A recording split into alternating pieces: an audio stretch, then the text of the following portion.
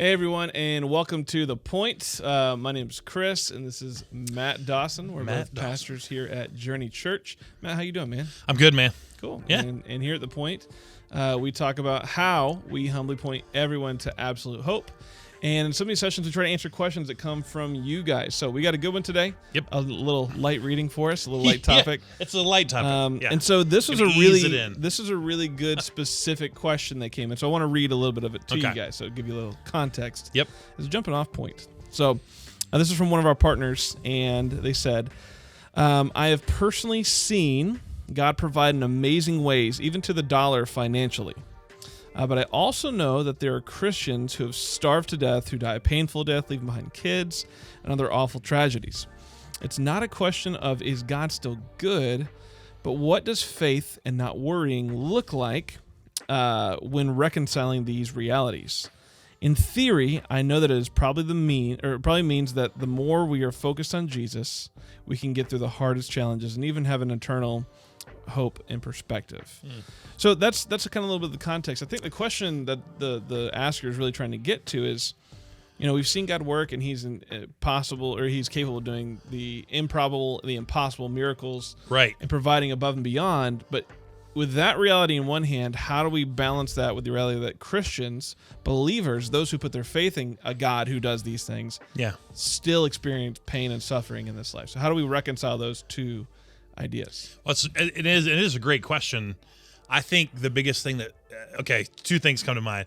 Remember, help me with Hebrews. I think it's Hebrews 11. Mm-hmm. Is it the Hall of Fame? That's the Hall of Fame. Hall of Fame. Yeah. All right. So the end of Hebrews 11 reminds me of when, and the reason I'm summarizing it is it just came to mind when you're reading it again, is like, here's the people who have faith. Mm-hmm. And he lists off this huge list of people that have faith. And then he gives this like some summary. The author goes, some people like put armies to flight and shut the mouths of lions. Yep. But in the same paragraph, it's like he goes, hey, some were sawed in half. Right. Some died horrible, horrible deaths. Yeah. And you sit there and you go, I liked it before that. Yeah, I didn't like that part. So when you ask about, I think that's the thing. When you ask about faith, when you're bringing when you bring our faith into the conversation, it is hard. Don't hear me say this. It is hard to reconcile it, but we also have faith in a God who has already told us that is the way it's going to work. So Jesus said, in this life you're going to have trouble, right? But take heart, I've overcome the world. Or in this world, you're going to have trouble, right? So my kind of initial thoughts are, the bad things that happen to Christians, well, number one, it still results from sin. Mm-hmm. Like everything bad still results from the fall, from sin. Like that's where, when you say why bad things happen to good people, well, bad things happen because of the fall. Bad things happen because of sin. Like it doesn't matter whether you think you're good or not. Matter of fact, because of the fall, no one's good. So you gotta have a little bit of that's apologetics, a little bit of it's a worldview, but at the same time, you're trying to reconcile it for yourself, for your family, and you're saying, Christians have faith and they believe, but bad things can still happen. And I'm like, yeah, that's basically what we were promised. Mm-hmm. Like, I guess I go back to reconciling it with our American sort of view that maybe we shouldn't have trouble if we have faith. It means our faith isn't true. It isn't really coming. It isn't coming from the place that told us we're going to have trouble. That's not what Jesus said. No, we were told that our faith was going to allow us to shut the mouths of lions and be sawed in half. Mm-hmm. I don't think you get to choose which story it is that you're going to be a part of. And so that is a hard one. Don't hear me say it's not hard to reconcile, especially with our Western thinking. But yeah, that's not.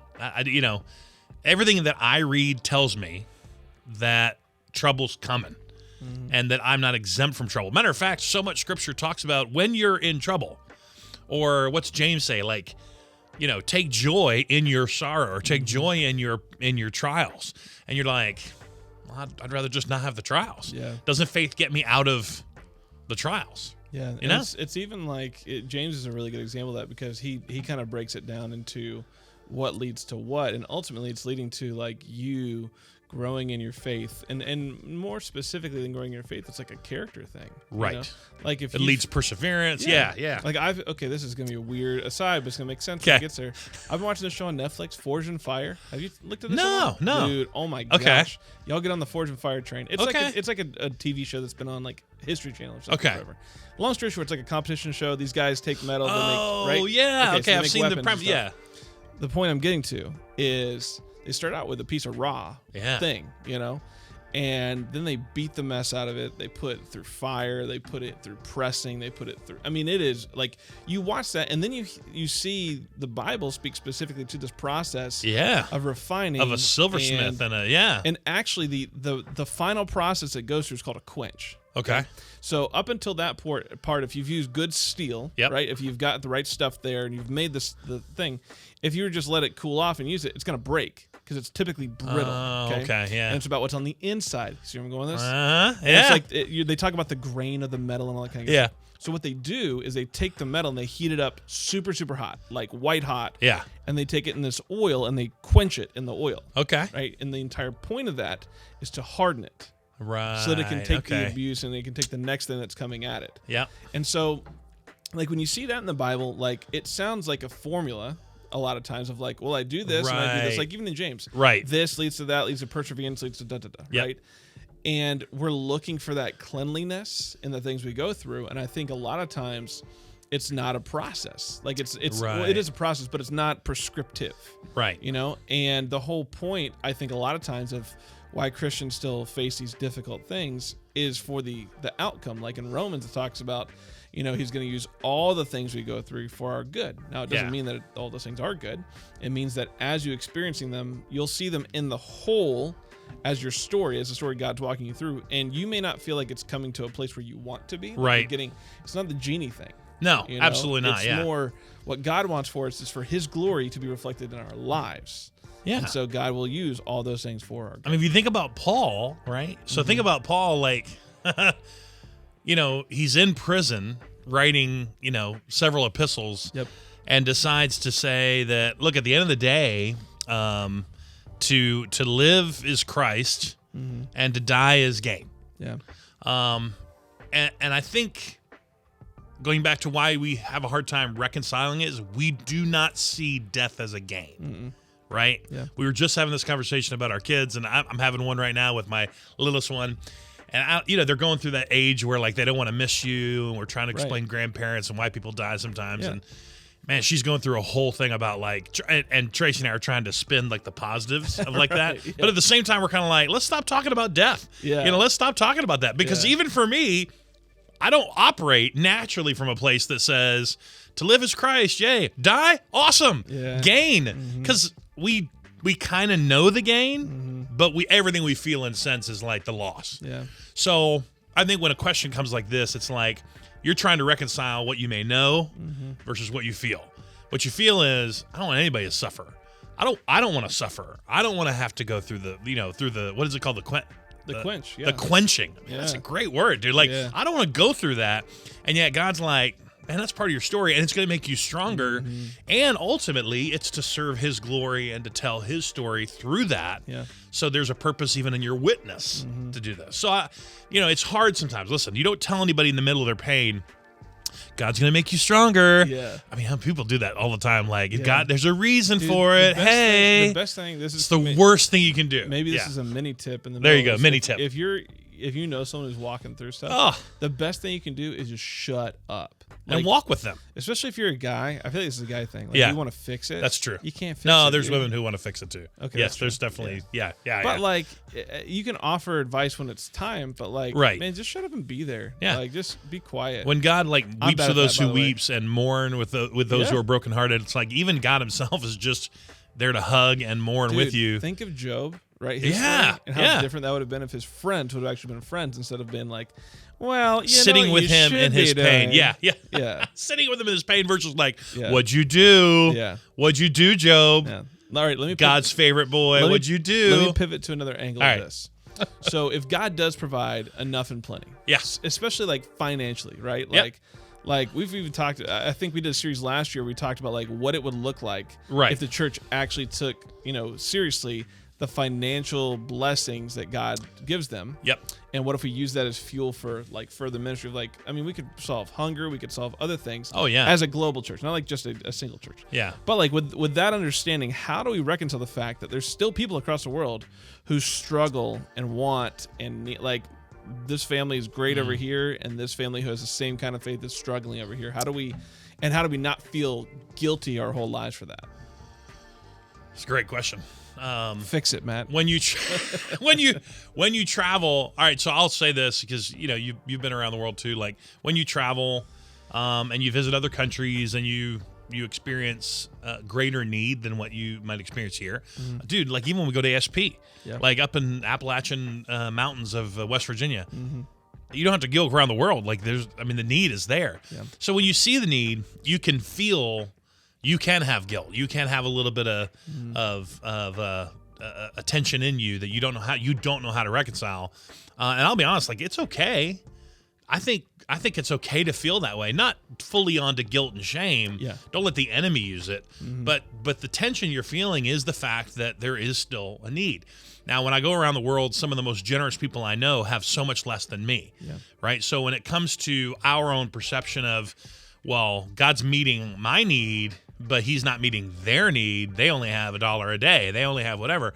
Well, you have to culturally take into account the fact that that's where they live. And because of sin, because of all sorts of other compounding issues, like they can't. There's the infrastructure's not there. The jobs aren't there. In Haiti, the unemployment is 80%. Yeah. I mean, it's just ridiculous. So it's not there. So how does God meet needs? Well, he meets needs through his people, and that's how needs are met. Is basically when you even go to Acts.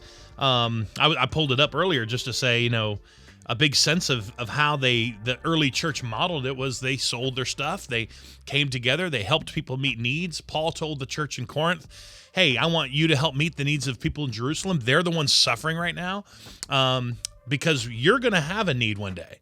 And other people are going to help meet your need. If you surrender like this to God, if you live this kind of life, that's why we were saying, like, if all the Christians in all of the world really could surrender their finances, their money in such a way that could help meet needs, we could solve poverty. We could get water everywhere in the world. Like we could, like there's enough money. God has blessed the believers enough to be able to solve these problems, but it's because of the sin in their own heart and life by not surrendering that, by not living that way, that there still is a need. But let's also consider the fact that, again, the need, the suffering and the need is always got a root in sin. Always. It's coming from broken world, broken people, brokenness. Jesus is the answer and solution for brokenness. Like that's part of our role. Our role isn't always to fix the brokenness. Right. Our role is to come and be in the brokenness like Jesus came to be in our brokenness so that Jesus can save, so that Jesus can, and maybe through you, to do that. I mean, like you and I have talked about it, like kind of feeling bad about it. That's okay. Yeah. Like, don't let the enemy use it, right? I think there's an appropriate weight you're supposed to feel as a believer, because it's almost like you don't see something until you see it, and then when you see it, you can't unsee it. Right. And so sometimes, especially newer believers or people who are growing in their faith, it can feel overwhelming. Like once you start to see oh my gosh, there's so much need. And there's a pastor in Georgia who this has got to be 20 years ago, 15 years ago. Oh, yeah. This, where he would talk about the idea, and this is Andy Stanley, he would talk about the idea of when you experience, and it's not just in generosity and in finances, but this is one example, is that when you see that, our job isn't to feel like we need to fulfill every financial need for the rest of the world. Right. And some people, that's a calling. Like some people are great at fundraising and helping to fulfill those. But a lot of times when it comes down to us normal folks, it's just you do for one what you wish you could do for everyone. Yeah. And that's not an absolution. Like it's not a thing for to make you feel better about yourself. Like, oh, well, I did that thing for that one homeless guy at Target, so now I should feel better. No, it's more just okay, maybe God's not positioned you to be a Bill Gates or be a, I mean, that bad example, but you know what I'm saying? Yeah. To be someone with a great financial resource to be able to do something big. Okay, maybe that's not in the cards for you right now, but if he puts someone in your face and in your path, then maybe you can actually help that one person. Do for one what you, like you said, what you wish you could do for everyone. I think about it also like you said, when your heart is broken over brokenness, you're just, I believe that's part of the Holy Spirit helping you see the way God sees. God is compassionate to the brokenhearted. So for us, experiencing the brokenness of others, part of that is to help us see the way God sees, and also, like you said, motivate us into action. We can do for one. We can do for others. We just went through a share called Share Hope project here at the church, right?